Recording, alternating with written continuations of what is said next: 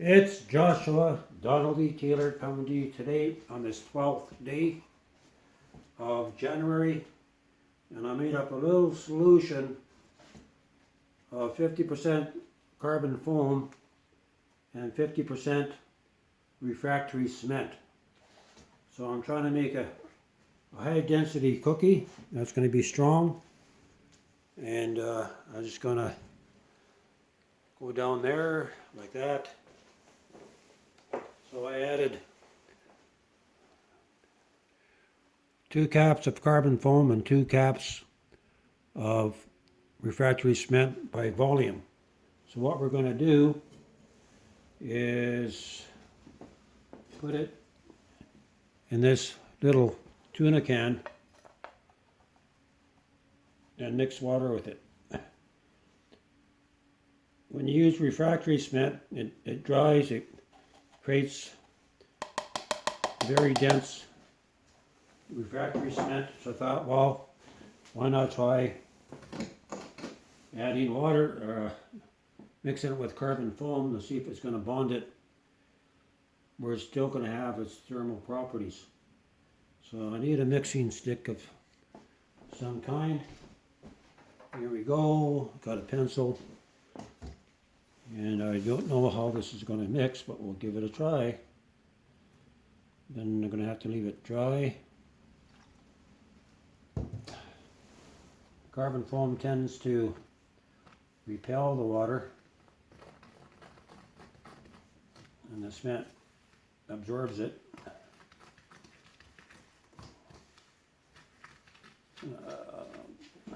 It's like mud.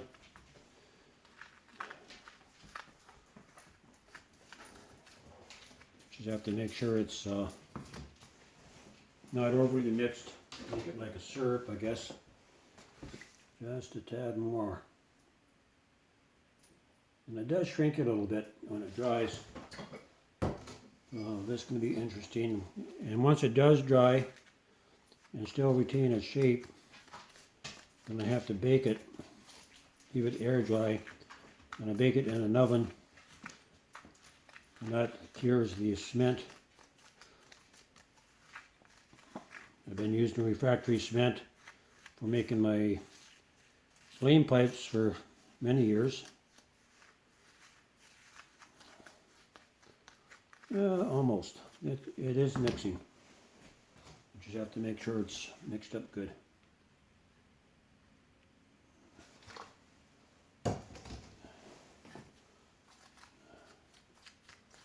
I think we're getting there. I might have added too much water. I'm just going to thicken it up with a pinch of carbon foam.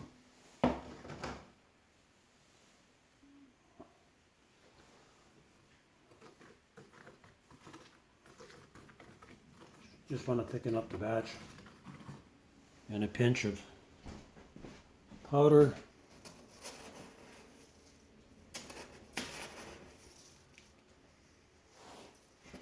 Just give me a minute here.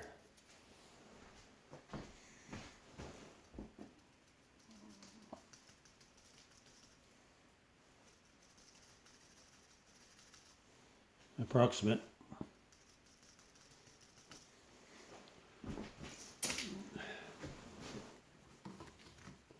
So it seems to be it's going to be ½ inch.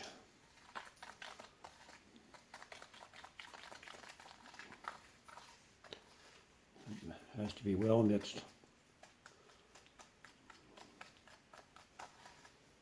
50-50 batch, and I can test the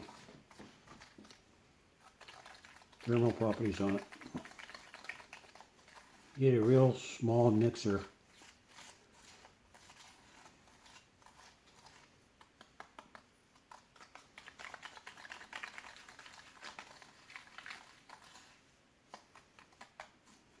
We know that the cement's going to harden.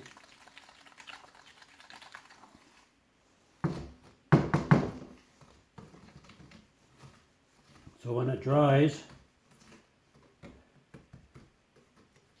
it should be able to see how much it shrinks. So when I put this in the oven to cure, I should be able to pop this out.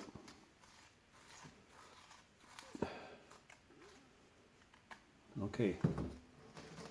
Then we can test the heat values.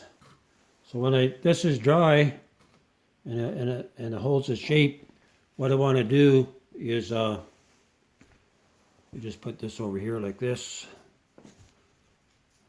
Hopefully you can see me.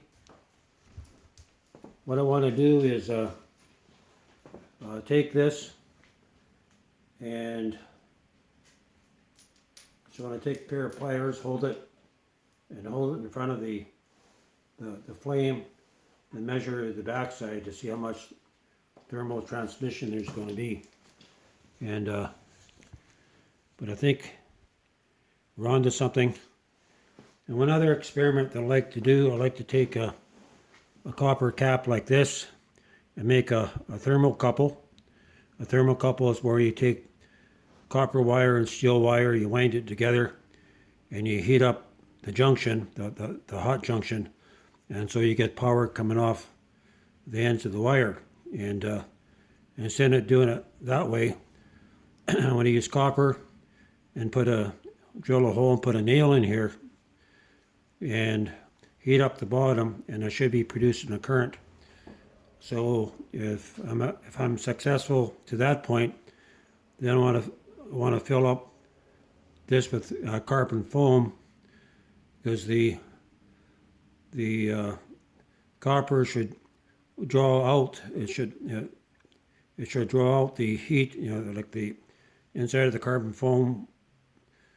You want to keep the heat from going from the center, from the copper to the nail, right? You want a potential difference, and the greater the potential difference, the more power that you're going to generate. So that's an experiment that I'd like to try today.